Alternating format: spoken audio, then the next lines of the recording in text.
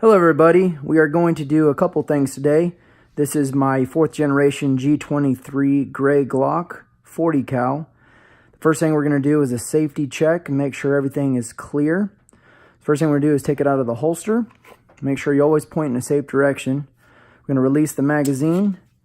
This is taking away the ammunition source. I'm going to go ahead and cock it, which gets the round completely out. You're going to go ahead and visually see that no round is in there, and physically make sure there's no round in there. Go ahead and cock it down. Point in a safe direction. Go ahead and squeeze the trigger. Hold the trigger. Go ahead and cock it. You're going to go ahead and listen to that audible click. Go ahead and fire it again. Go ahead and do it again. One more time.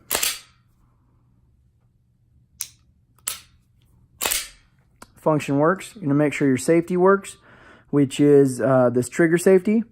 So do not press the trigger safety button here. Just hold on the sides and you'll pull back on that. Nothing fires. I'm going to go ahead and push that. As we know, it already works. There we go. That is the function check and making sure the G23 is clear.